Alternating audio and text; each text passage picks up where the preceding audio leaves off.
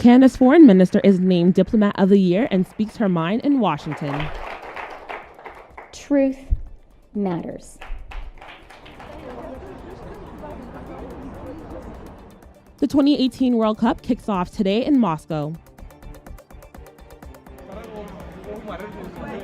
And London, England remembers the victims of the tragic fire a year ago that sparked national debate. Humber News starts now. Hello, I'm Vanessa Creighton here at the newsroom at Humber's North Campus. It's June 14th. Here's what's making news. Foreign Minister Chrystia Freeland again last night denounced President Donald Trump's imposed tariffs as illegal and absurd. She did this as she received the Diplomat of the Year award in Washington and used this opportunity as a platform to go one step further.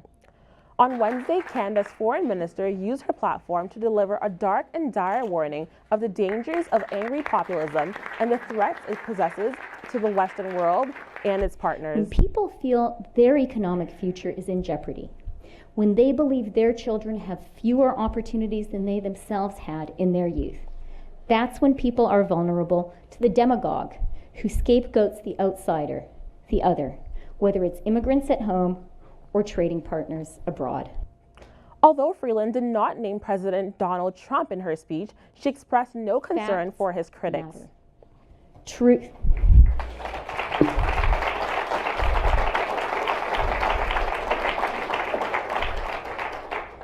Truth matters.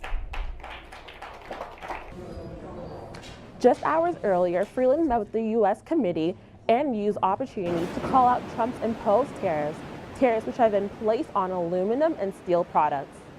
232 action, which is, let me remind people, a national security consideration, is frankly absurd. The notion that Canadian steel and aluminum could pose a national security threat to the United States, I think Americans understand it's simply not the case. That action is also illegal under WTO and NAFTA rules. Freeland is the first minister to go to the U.S. after Trump attacked Trudeau on Twitter. And unless Trump can rescind his comments, Canada's best shot for tariffs to be appended is a bill that would give the Senate power over the president. Republican Senator Jeff Flake defended Canada's response. Ally on the planet, and to be told that they represent a national security threat, that the export of steel and aluminum is threatening our national security. That's insulting. It really is. And so I frankly commend Canada for its measured and sober response to this. Outsider, the other. Freeland also spoke of salvaging NAFTA and that she remains committed to reaching the trilateral deal and partnering with Mexico. Those great words at Gettysburg. Government of the people, by the people, for the people, shall not perish from the earth. In other foreign affairs, the U.S. Secretary of State, Mike Pompeo, is in Beijing for a one-day visit. The trip begins only 24 hours after the historic summit in Singapore ended between President Donald Trump and the North Korean leader Kim Jong-un. Pompeo visits China will update Chinese leaders on the main results of the summit and the exchange on bilateral relations. Secretary of State expressed his appreciation for China's support during the summit in Singapore and his positive views on the Korean Peninsula situation. Despite the historic exchange, political critics are skeptical about the outcome concerning North Korea's commitment to the agreement. Across the pond, many buildings in Britain will light up to commemorate the victims who lost their lives in the Grenfell Tower fire 1 year ago today.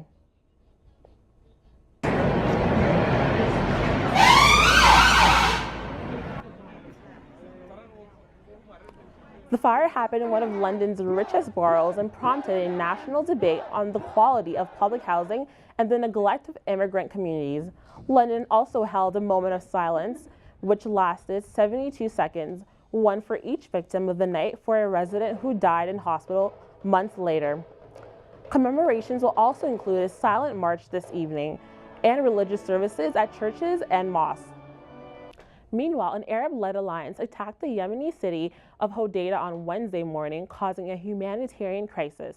Hodeidah is currently under control of the Houthi rebels backed by Iran. The Yemeni military is trying to free 6 million civilians trapped in the city. Yemeni forces are fighting for the control of Hodeidah seaport and airport, from where around 70% of food and supplies are imported into the country. The United Nations continues to deliver aid and supplies to the civilians amidst concerns of another refugee crisis. The fundamental question here, and the Hodeidah attack puts that question back on the table very forcefully, is there a military solution, a military outcome to this crisis? We remain persuaded that there is not.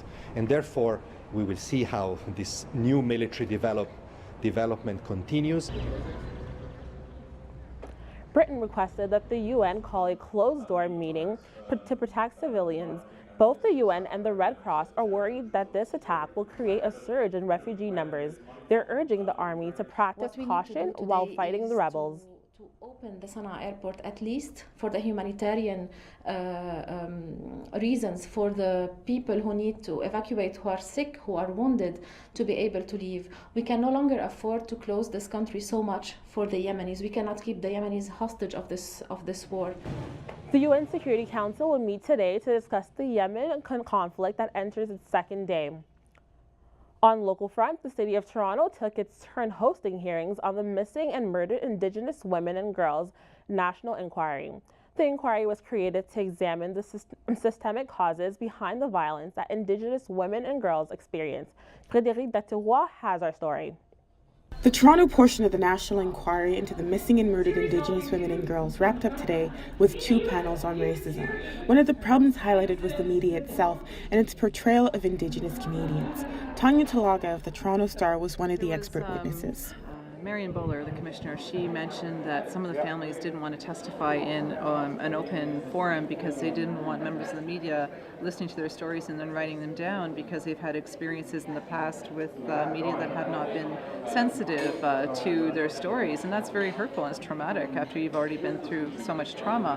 Jessie Wendt, director of Indigenous Screen Office and a broadcaster on CBC's Metro Morning, says even despite the improvements in reporting that are needed, it is important to have Indigenous stories told.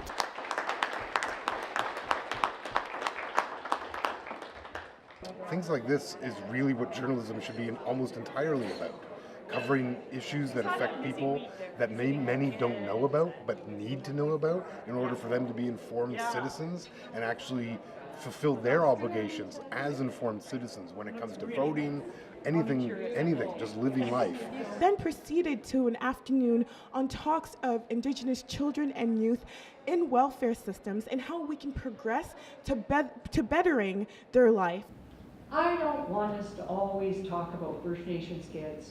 And I'm going to take a leap here, and even though I have no mandate really to talk about Inuit or Métis kids, as at-risk and vulnerable.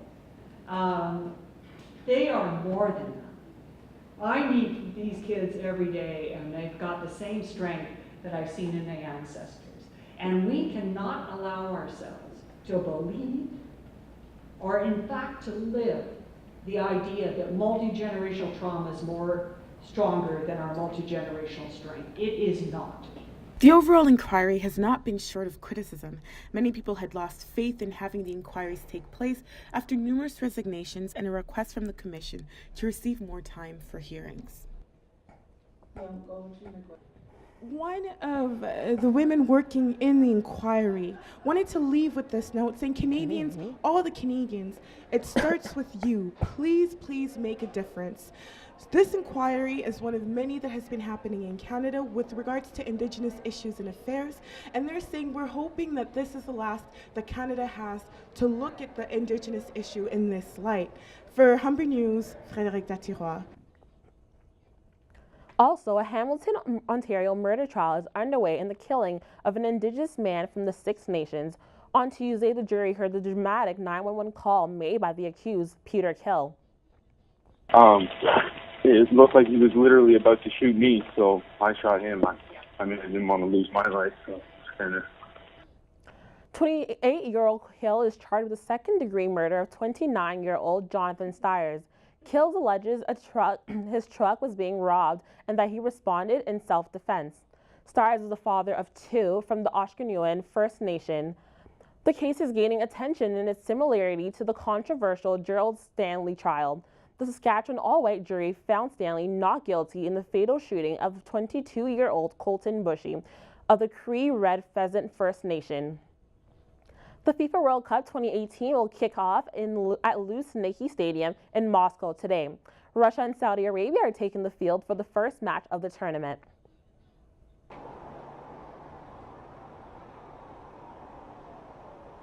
Fans decked out in national colors created an electric air of anticipation near the Red Square ahead of the match.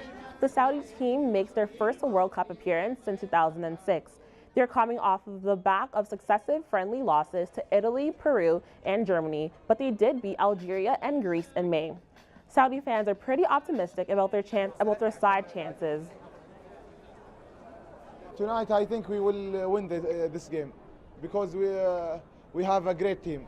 And I think we will win 3-0. The stadium is under heightened security and police patrolled around the stadium and nearest metro station. The World Cup will be played at venues across Russia until the final on July 15. Speaking of venues for soccer, Canada won the bid to co-host the World Cup in 2026 along with the United States and Mexico. Adam Can took the streets of Toronto to get reactions from Canadians. I'm actually excited. I never knew that. Best news I've heard all day. I'm excited. Finally, Americans get to play soccer. It's like we've been waiting forever for this. But I don't really know much about it. It's going to be great. I'm going to go. Oh, yeah, for sure. It'll definitely bring people like all up and hype it up. I'm excited. I mean, I'm not even a soccer fan, but I'm excited what it would mean for the city. I think it's going to be huge for Canada because I guess we've never had it for a while. So and soccer's not really a thing that we're really into here, but I think a lot of people are going to go out to it. I think we have a new message about soccer in Canada. It's one of the fastest growing sports today. In the hockey world, the Toronto Marlies fell in Game 6 of the Calder Cup Finals to Texas Stars on Tuesday by a score of 5-2. The Marlies will now look to capture the title on home ice tonight in a do-or-die Game 7. Scott Savard has the story. Comes back, Altman. Grundstrom! What a stop by McKenna! Mike McKenna stood on his head in Game 6 to keep Texas alive to force a Game 7 here tonight. Marlies outshot the Stars 45-24, but were unable to come away with a victory. Garrett Sparks, the top goalie in the AHL, was pulled after he allowed 4 goals on 17 shots. Again, a goaltending change as Garrett Sparks has given up the 4th goal here. Sparks wasn't impressed with his performance and looks to play his best game here tonight. Well, one of them was clearly my fault. You can't be turning pucks over like that to a team like that that's opportunistic. And if you're going to do that, you have to make saves.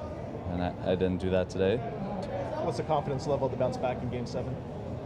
Extremely high. Cale Rosen, who scored the first goal for the Marlies, has confidence in his goalie Sparks to bounce back in Game 7. 100%. Our whole team know how good he is, and I'm really confident he's going to bounce back really good. Marlies coach Sheldon Keefe says that he isn't focused on the loss in Game 7 and is looking forward to tonight's game at Ricoh. Had an opportunity to get away from us tonight, but it's over. It's over. We have to move on. We've got an opportunity now here again to play in a one-game shot on home ice. Emotions are high coming into tonight's Game 7. The Texas Stars are looking to solidify a second championship in franchise history. As for the Toronto Marlies, they're trying to get their first ever championship in franchise history. In tonight's Game 7, there's no running away from it. Someone will be crowned the Calder Cup champion. The game starts at 7 p.m. at Ricoh Coliseum between the Stars and Marlies. I'm Scott Savard, Humber News.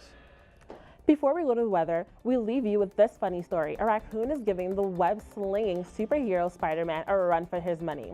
The masked daredevil scaled 23 floors of the Minnesota skyscraper. The rodent made it to the rooftop yesterday, attracting concerned spectators. People cheered this guy on Twitter with the hashtag #NPRRaccoon. It was safely trapped by animal control and released back into the wild. So if Marvel is looking for a new actor for Rocket Raccoon, they should consider this fellow. And now for the weather. Today is a high of 24 and a low of 14. It's a sunny but windy day with a clear night sky. This weekend is going to be warm and sunny with occasional clouds, but don't let that fool you. Friday will be going up to a high of 26 and a low of 14 degrees. Saturday continues with the heat streak with a maximum temperature of 25 and a low of 19 with a slight chance of rain.